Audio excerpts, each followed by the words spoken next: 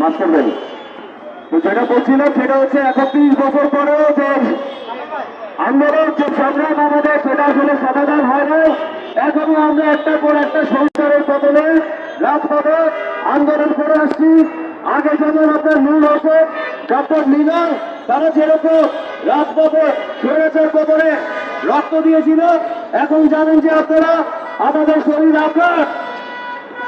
আপনারা জানেন যে শহীদ মুশতাক আহমেদ যাকে জেলখানায় মেরে ফেলা হয়, আমার বন্ধু মুশতাক আহমেদ, এই একই আন্দোলনে আমরা আসলে লড়ছি। সে জানের অধিকার, সেই জবানের অধিকার, সেই গণতন্ত্রের অধিকারে আসলে আমরা এখনো লড়ছি। আপনারা জানেন যে কিছুদিন আগে আপনার গত বছরের 7 তারিখ সম্ভবত স্বামীর নাম তার, তিনি এই পল্টনে তিনি আসলে পুলিশের গুলিতে শহীদ হয়েছে। আমাদের এমন দুর্ভাগ্য আমাদেরকে রাজপথে আসতে হচ্ছে, আবারও আমাদেরকে রাজপথে আসতে একই আন্দোলনে, সেই স্বৈরাচারের আন্দোলনে। ভাইরা, এর কারণ হলো আমরা শুধুমাত্র স্বৈরাচারকে দেখছি।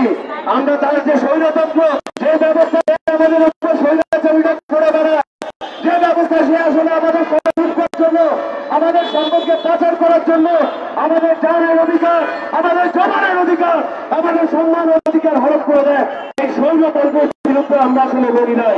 এবং এই জন্য আজকে তুলে আমরা যেমন স্বৈরাচার পতন দিবস যেমন পালন করব, একই সঙ্গে আমাদেরকে একটা স্বৈরাচার পতন দিবস হবে, এবং সেটা বেশিদিন সময় নেওয়া যাবে না। খুব শীঘ্রই আমাদেরকে এই স্বৈরতন্ত্রের পতন দিবস প্রতিষ্ঠা করতে হবে, এবং তাহলেই আসলে আমাদের মুক্তি। নয়তো বছর বছর, 5 বছর, 10 বছর, 30 বছর, 30 বছর পরে আমরা একটা পরে একটা স্বৈরাচারের পতন দিবস বা স্বৈরাচারের পতনের জন্য আসলে লড়াই সংগ্রাম করে যাব। এইভাবে আসলে আপনার বুকের রক্ত আরবার দিতে চাই না, আমরা আর একবারই রক্ত দিতে চাই। এবং সেটা এইবার, সেটা হচ্ছে এই শেখ হাসিনা, এই স্বৈরাচার, তার পতন, তার উচ্ছেদ, এবং একই সঙ্গে যে তন্ত্রের লড়াই সে আসলে আমাদের উপর সুলভ নীতিরোধ করে বেড়ায়, সেই স্বৈরতন্ত্রের বদলে সেই লড়াইয়ে আপনারা সবাই রাজপথে থাকবেন। কেউ ধরে, কেউ বিভিন্ন প্রলোভনে, কেউ বিভিন্ন কারণে ভাই রাজপথে আসতে পারতেছে না, আমরা জানি। আমি আপনি, আমার আপনার দায়িত্ব রয়ে গেছে বাংলাদেশের জন্য, দেশের মানুষের জন্য, বাংলাদেশের গণতন্ত্রের জন্য আমার আপনার দায় আছে। আমি আপনি যদি রাজপথে না থাকি, আজকের আওয়াজ 10 দিন পরে, 10 বছর পরে আমি আপনি কিন্তু দেশের মানুষের কাছে দায়ী থাকবো যে এরকম একটা সংগ্রামের সময় আমরা আসলে রাজপথে থাকি নাই। তাহলে আমাদেরকে এই স্বৈরাচার এবং স্বৈরতন্ত্র পতনের দাবিতে আমাদেরকে আগে আপনাকে রাজপথে থাকতে হবে। তাহলে আসলে এই লড়াই, এই সংগ্রামে সফল সমাপ্ত হবে। নয়তো বারবার আপনাকে স্বৈরাচারের পতনে রাজপথে আসতে হবে। আশা করি আমরা সবাই মিলে এই স্বৈরাচার এবং স্বৈরতন্ত্রের পতন নিশ্চিত করতে পারবো। সবাইকে অনেক অনেক ধন্যবাদ। আসসালাম।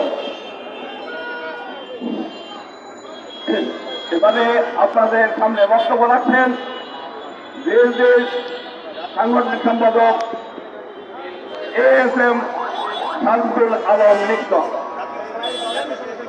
জাতীয় সমাজতান্ত্রিক দল বিএনপির সাংগঠনিক সম্পাদক ASM শামসুল আলম নিক্ত।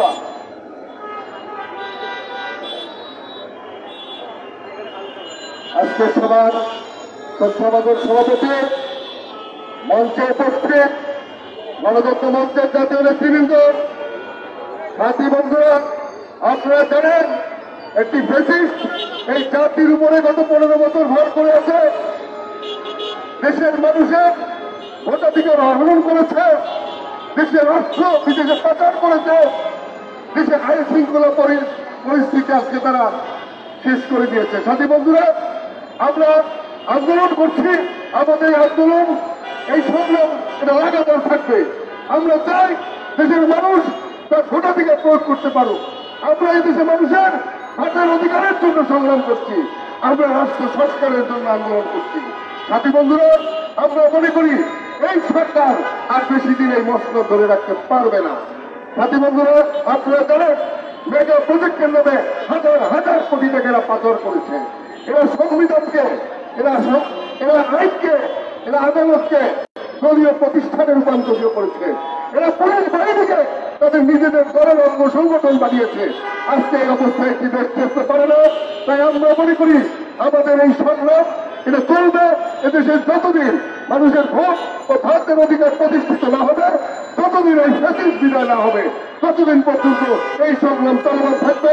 এই সংগ্রামে কেউ না থাকলেও গণতন্ত্র মঞ্চ সারা দেশবাসীকে সাথে নিয়ে একটি আগামী দিনে সুন্দর বাংলাদেশ গঠন করবে, এই আশাবাদ ব্যক্ত রেখে আমি আমার বক্তব্য শেষ করছি। বিপ্লব দীর্ঘজীবী হোক, জয় হোক মেহনতি মানুষের। আন্দোলন চলছে, সরকারের পতন না হওয়া পর্যন্ত এই আন্দোলন চলবে। যে কোনো ভাবে হোক এই ভোট রুখে দিতে হবে। এবার আপনাদের সামনে বক্তব্য রাখছেন ভাষানী পরিষদের বিপ্লবী আহ্বায়ক বীর মুক্তিযোদ্ধা রফিকুল ইসলাম বাবলু, শেখ রফিকুল ইসলাম বাবলু।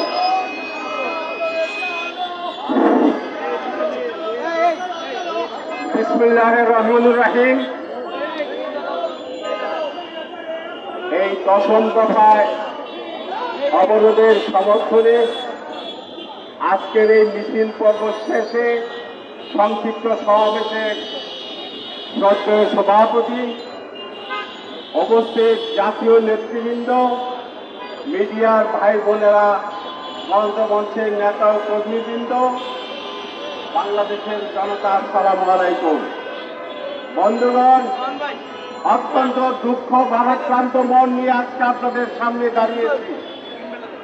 একদিকে প্রহসনের নির্বাচনের খেলা, আর একদিকে আমার দেশের সীমান্তে আপনারা দেখেছেন গতকাল ঠাকুরগাঁয়ে আমার দেশের 3 জন মানুষকে সীমান্তে গুলি করে হত্যা করা হয়েছে।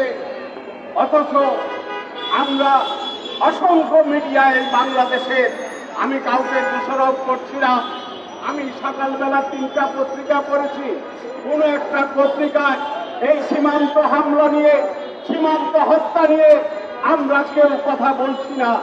বন্ধুগণ, আমার দেশের মানুষকে যদি এইভাবে পাখি গুলি করার মতো গুলি করে হত্যা করা হয়, আমরা বলছি ভারত সরকারকে তোমরা সীমান্তে খেলা বন্ধ করো।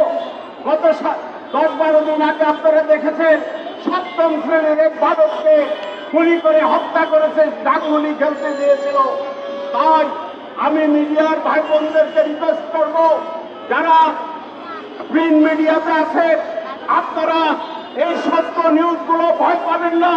এই নিউজগুলো জনগণকে জানার জন্য আপনারা সামনে নিয়ে আসেন।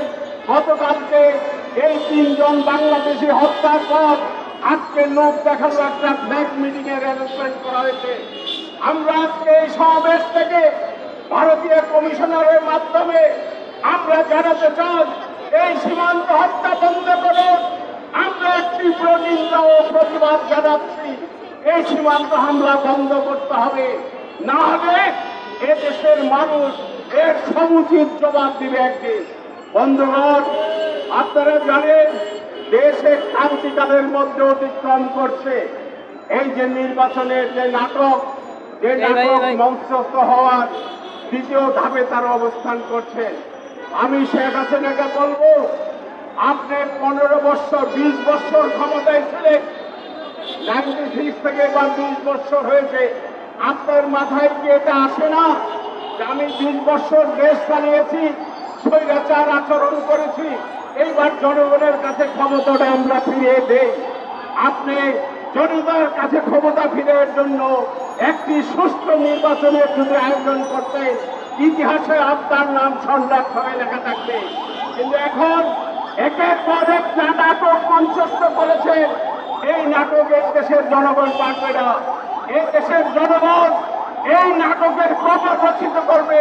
এই দেশের মানুষ আমরা কোনোদিন এই নির্বাচন মানব না, এবং এই নির্বাচন আমরা বর্জনের ডাক দিয়েছি।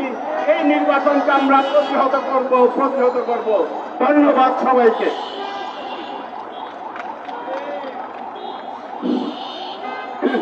নির্বাচন অবশ্যই বন্ধ করতে হবে। এই জন্য ঐক্যবদ্ধ হয়ে আন্দোলন আরো প্রত্যাহার করতে হবে। বন্ধুগণ, এবার আপনাদের সামনে বক্তব্য রাখছে গণতন্ত্র মঞ্চের অন্যতম নেতা, গণসংহতি আন্দোলনের প্রধান সমন্বয়কারী জনাব জুনায়েদ সাকিব।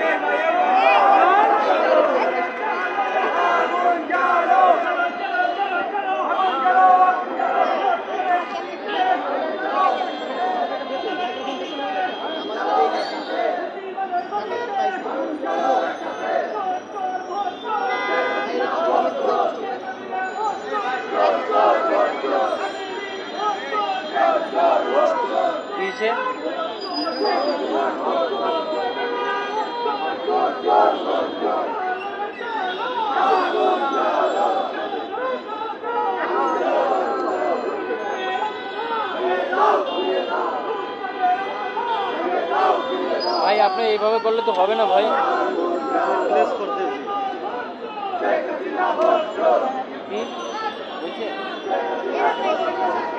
এই এরা যে মাইক্রোফোন ধরছে।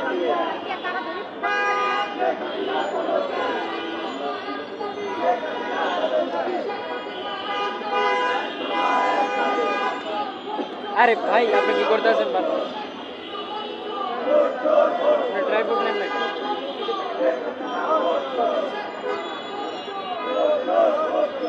সংগ্রামী বন্ধুগণ, আপনারা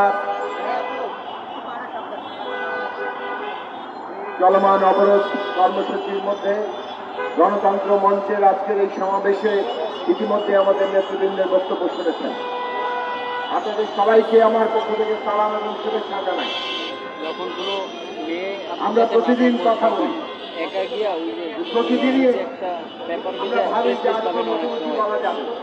প্রেস বিষয়ে একা সরকার অবশ্য আমাদেরকে প্রতিদিনই সাহায্য করে।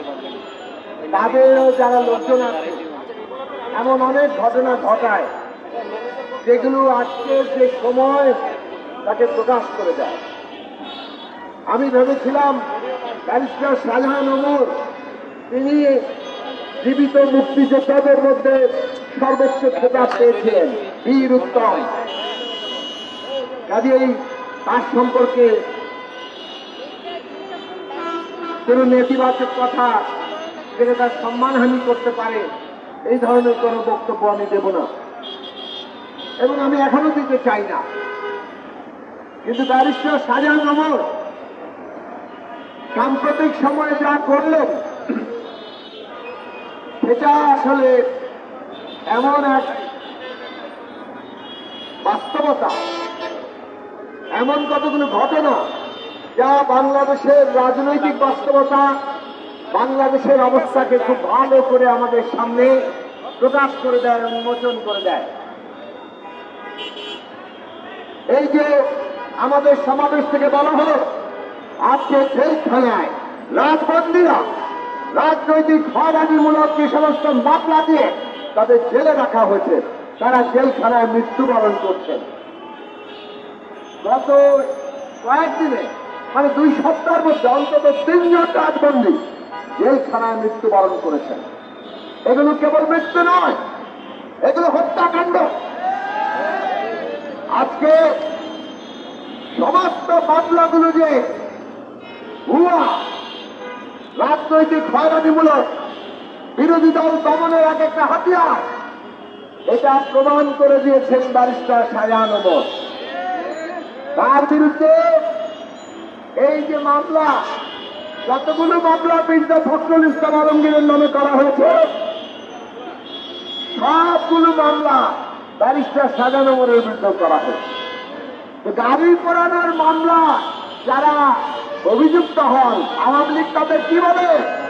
আগুন সন্ত্রাসী। কিন্তু আওয়ামী লীগে যোগ দিলে আগুন সন্ত্রাসী ভালো হয়ে যায়, আওয়ামী লীগে যোগ দিলে আগুন সন্ত্রাসী ফেরেশতা হয়ে যায়।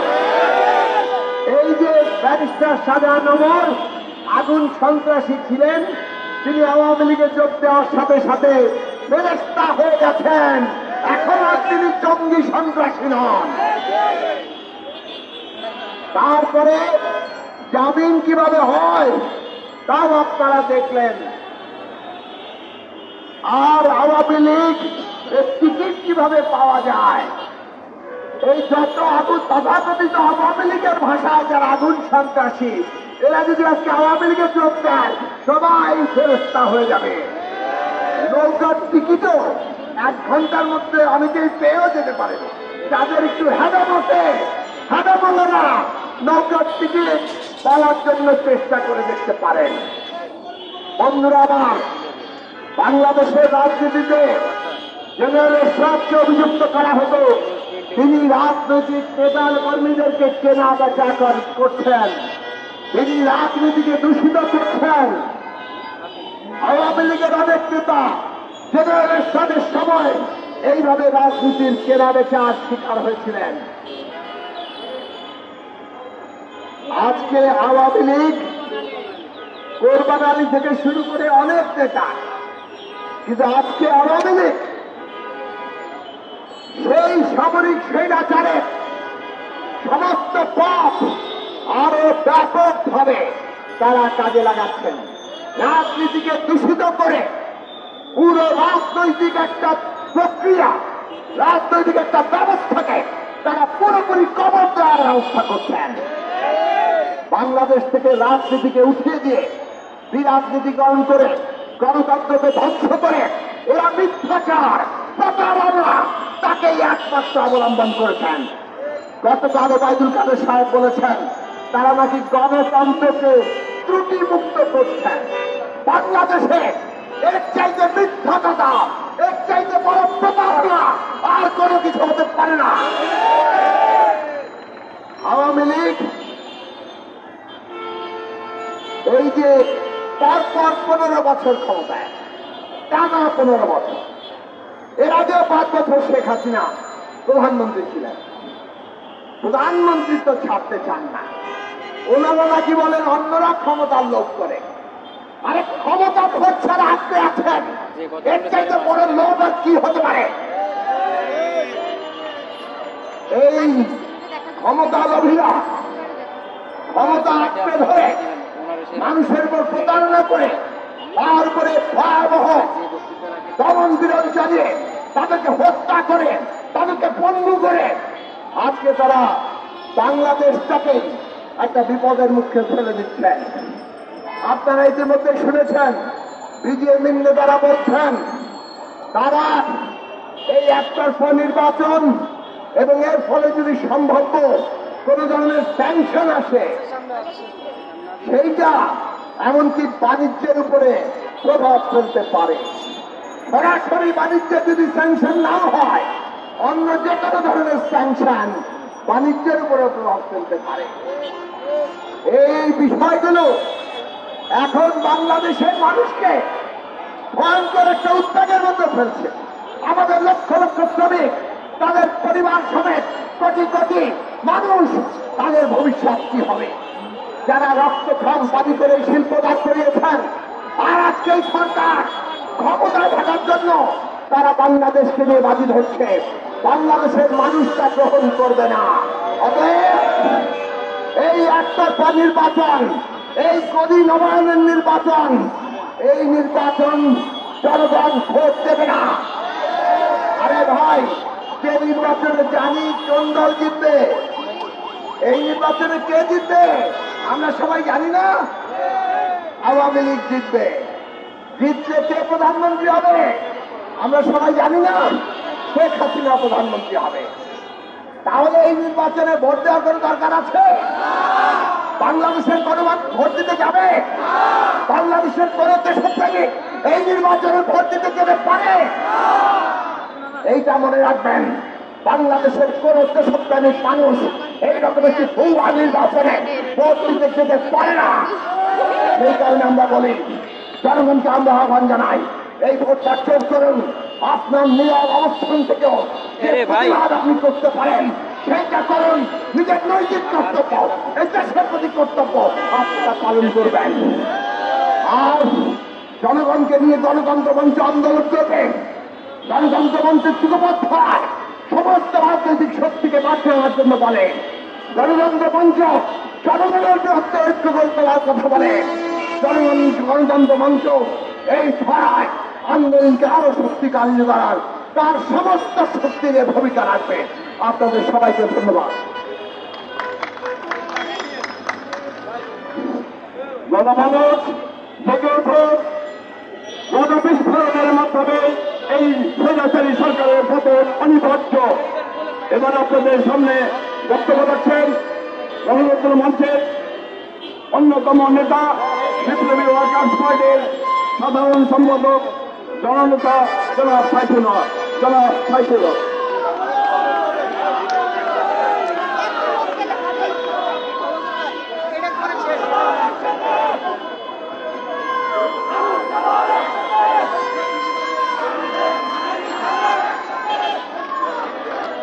বন্ধুগণ, গণতন্ত্র মঞ্চের আজকের অবরোধে বিক্ষোভ পরবর্তী সমাবেশের সংগ্রামী সভাপতি, নাগরিক পক্ষের সংগ্রামী সাধারণ সম্পাদক জননেতা শহীদুল্লাহ কায়সার, মঞ্চের সংগ্রামী জাতীয় নেতৃবৃন্দ, বন্ধুগণ, গণমাধ্যমের বন্ধুরা, আমরা আজকে 6 ডিসেম্বর আপনারা জানেন 1990 সালে এই দিনে আমরা 9 বছরে সামরিক স্বৈরতন্ত্র বিরোধী আন্দোলন আজকের এই দিনে একটা চূড়ান্ত বিজয় লাভ করেছিল। আমরা এরশাদকে আমরা বিদায় নিতে বাধ্য করেছি। আজকে আবার অনেক বছর পরে 6 ডিসেম্বর আজকে হাজির হয়েছে। সরকারি দল আজকে গণতন্ত্র দিবস আজকে তারা পালন করছেন। একটা দল কতখানি নির্লজ্জ হলে, একটা দল কতখানি বেহাইয়া হলে, একটা দল কতখানি দেউলিয়া হলে আজকে তারা যখন মানুষের ভোটের অধিকার হরণ করে, নাগরিক অধিকার হরণ করে, গণতান্ত্রিক অধিকারকে রুদ্ধ করে দেশব্যাপী যখন তারা একটা ত্রাসের রাজত্ব কায়েম করেছে, একটা ফাঁসিবাদী দুঃশাসন জনগণের বুকের উপরে যখন চেপে বসে আছে, তখন তারা গণতন্ত্র দিবস পালন করে। ফলে এটা আওয়ামী লীগের জন্য লজ্জা, এটা আওয়ামী লীগের জন্য অপমানের। আজকে গণতন্ত্র দিবস পালন করবার কোন রাজনৈতিক নৈতিক অধিকার আজকে আওয়ামী লীগের নাই। আমি কি সত্য কথা বলছি? আমি এটাকে আপনারা একমত? সীমান্তে বাবলু ভাই বললেন সীমান্তে বিএসএফ মানুষ হত্যা করছে, আর এই সরকার জনাব সাকি বললেন জেলখানার মধ্যে মাত্র গত কদিনে 3 জন বিরোধী দলের নেতা সংগঠক তারা প্রাণ হারিয়েছেন। আর দেশব্যাপী গ্রেফতার করতে, হামলা করতে, আহত করছে অনেক সংগঠকেরা, তারা মারাও যাচ্ছেন। কোথাও আজকে নিরাপদ নয়। সীমান্ত রক্ষিত দেশের মানুষ আজকে একটা বিপজ্জনক একটা হামলা আক্রমণের মুখে পড়ে মানুষ আজকে একটা গণপ্রতিরোধে মানুষ যুক্ত হচ্ছে। গতকাল স্বরাষ্ট্রমন্ত্রী একটা গুরুত্বপূর্ণ সাংবাদিক সম্মেলন করেছেন। স্বরাষ্ট্রমন্ত্রী তথ্য দিয়েছেন 28 অক্টোবরের আগে প্রতিদিন নাকি 1900-র বেশি বিরোধী দলের নেতাকর্মীকে গ্রেফতার করা হয়েছে। 28 অক্টোবরের পরে আগে বলেছিলেন 1800, গতকালকে বললেন 1600-র উপরে প্রতিদিন বিরোধী দলের নেতাকর্মীদেরকে গ্রেফতার করা হয়েছে। আমি মুক্তিযুদ্ধের সময় পাকিস্তানি হানাদার দখলদাররাও এইভাবে বাংলাদেশিদেরকে তখন তারা গ্রেফতার করে নাই। এই সরকার গত 28 তারিখের পর থেকে ইতিমধ্যে 20,000-এর বেশি নেতা কর্মীদেরকে তারা গ্রেফতার করেছে।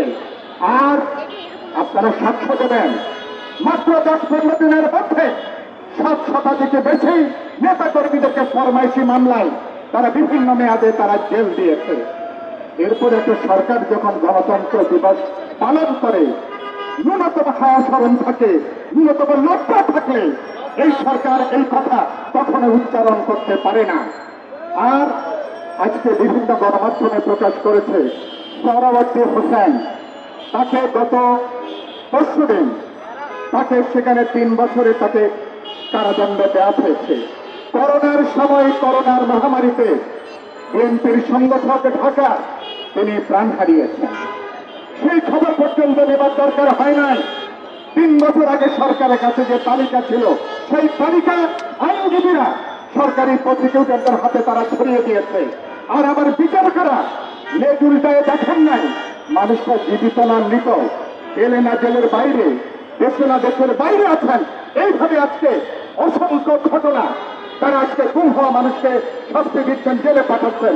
মৃত মানুষকে তারা আজকে বিরোধী দলের দমনের নাম করে তাদেরকে, যারা কবরে আছেন তাদেরকেও তারা জেল দিচ্ছেন।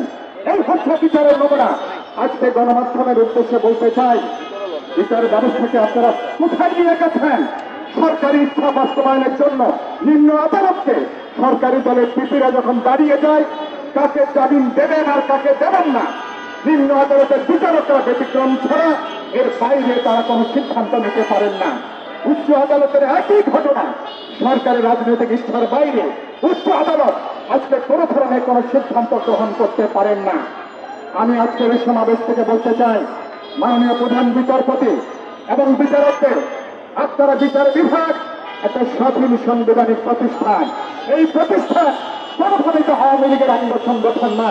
আজকে যদি মানুষ যখন অত্যাচারিত হয়, সে সুরক্ষা মনে করে বিচার বিভাগ তাকে সুরক্ষা দেবে, তার মান সম্মান রক্ষা করবে, দুষ্টের দমন করবে, সুস্থ মানুষকে তারা রক্ষা করবে।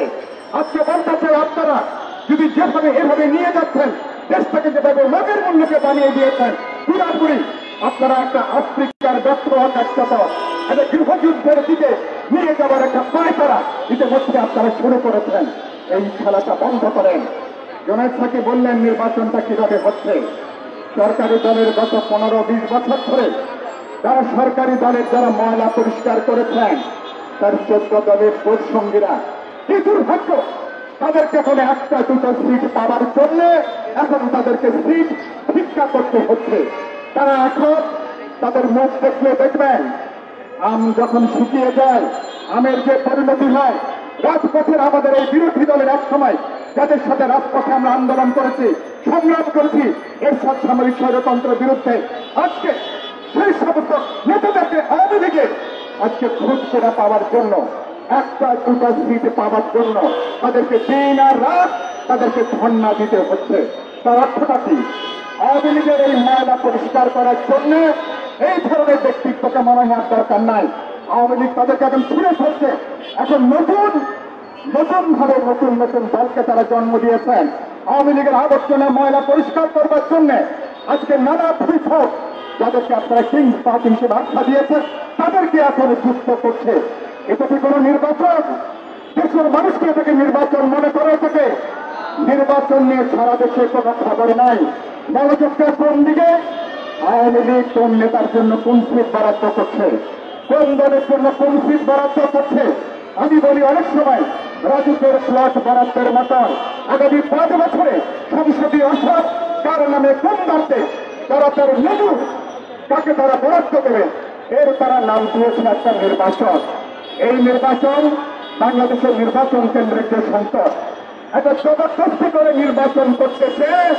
আপনারা গ্রামকে ভাগ করে ফেলেছেন, ঘরে ঘরে আপনারা হামলা করছেন, আপনারা বাড়িতে বাড়িতে হামলা করছেন, আপনারা সমস্ত জনপদকে একটা সন্ত্রাসে দেশের রাজত্ব কায়েম করে কোটি কোটি মানুষকে আপনারা নির্ঘুম রাত যাপনে আপনারা বাধ্য করছেন। এর নাম নাকি গণতন্ত্র। আমরা এই নির্বাচন কথা খুব পরিষ্কার, এই নির্বাচনের জন্য নির্বাচন কমিশনকে বলতে চাই, এই নির্বাচন খেলাটা বন্ধ করেন। বাচ্চারা অনেক সময় তারা যে রান্না মিথ্যে রান্না করে, তারা দেখছেন না দুধ ভাত নিয়ে তারা খেলা করে। আমার বন্ধু এটাকে নাম দিয়েছেন দামি নির্বাচন। এখন দুধ ভাতের মতন তোমার এটা আমার এটা কোন সিট কার, এই খেলা তো বন্ধ করেন। বাংলাদেশের মানুষের ভোট অধিকার নিয়ে, গণতন্ত্রের অধিকার নিয়ে আরেকটা 14-18 সালের মতন আরেকটা তামাশা কোনোভাবে এদেশের মানুষ কোনোভাবে এটাকে বরদাস্ত করবে না। নির্বাচন কমিশন সময় আছে, অবিলম্বে খেলাটা বন্ধ করে পরিষ্কার অবস্থান নেয়। বাংলাদেশের বিদ্যমান পরিস্থিতিতে কোন জাতীয় নির্বাচন করা সম্ভব নয়। সরকারকে জানিয়ে দেন, সরকার যদি সিধা পথে না হাঁটে তাহলে সাংবিধানিক প্রতিষ্ঠান হিসেবে আপনারা পদত্যাগ করে আপনাদের সাংবিধানিক দায়িত্বটা আপনারা পালন করেন। না হলে দেশকে আপনারা সরকারের একটা সহযোগী হিসাবে, আপনারা বাংলাদেশের মানুষ, আপনাদেরকে গণবিরোধী শক্তি হিসেবে আপনাদেরকে মানুষ চিহ্নিত করবে। সেই লড়াইটা বাংলাদেশের মানুষ আগামীতে সেই লড়াইটাকে এগিয়ে নেবে। আমরা রাজপথে আছি, আমরা যুগপথ ধারায় সকল বিরোধী দল যুগপথ 31 দফার সংস্কারের ভিত্তিতে রাজপথে গণ ঐক্য করে চলেছে। চোখের মনির মতন করে গণতন্ত্র মঞ্চ এই যুগপথ ধারার আন্দোলনকে আজকে বিজয় অর্জন না হওয়া পর্যন্ত এই লড়াইকে আমরা এগিয়ে নেব, বিজয়ী হব, দেশকে রক্ষা করবো, জনগণকে রক্ষা করবো, জনগণের গণতান্ত্রিক ভবিষ্যৎকে আপনারা রক্ষা করবো। সবাইকে শুভেচ্ছা জানিয়ে আমার বক্তব্য এখানে শেষ করতে আপনাদের সবার জন্য অনেক ধন্যবাদ।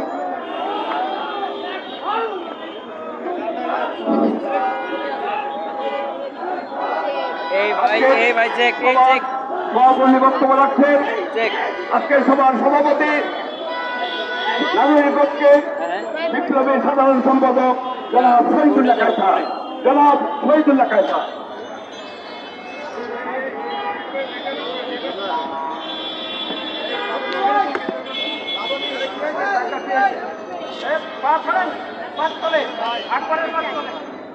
সংগ্রামী সাথী বন্ধুরা, গণতন্ত্র মঞ্চের সংক্ষিপ্ত সমাবেশে উপস্থিত জাতীয় নেতৃবৃন্দ, সংক্ষেপে আমি দুই কথা বলেই শেষ করব। একটি হচ্ছে বিচারের বাণী নিবৃত্তি কাজে বিচার মানুষ পায় না, বিচার একজন বিশেষ ব্যক্তির অঙ্গুলি কারণে বিচারের কাজ চলছে। আপনারা সাংবাদিক বন্ধুরা, সাগররুনির হত্যা মামলা এখনো তদন্তই শেষ হয় নাই, তদন্ত রিপোর্ট দেওয়া হয় নাই, অথচ একের পর এক যারা আন্দোলন করছেন, সংগ্রাম করছেন, তাদের কারাগারে নিয়ে সামরিক ট্রাইব্যুনালের মতো তারা সাজা দিয়ে 2 বছর, 3 বছর, 5 বছর, 7 বছর করে সাজা দিয়ে কারাগারে পাঠাচ্ছেন। আমাদের নেতা, গণতন্ত্র মঞ্চের নেতা, নাগরিক ঐক্যের সভাপতি মাহমুদুর রহমান মান্নাকে মিথ্যা মামলায় কারাগারে আটক রেখেছিল। তার পাসপোর্ট গত 1 বছর যাবৎ তিনি পাসপোর্ট পেয়েছেন, তিনি অসুস্থ, বাইরে যাবেন চিকিৎসার জন্য, পাসপোর্ট দিচ্ছে না। সর্বোচ্চ আদালতে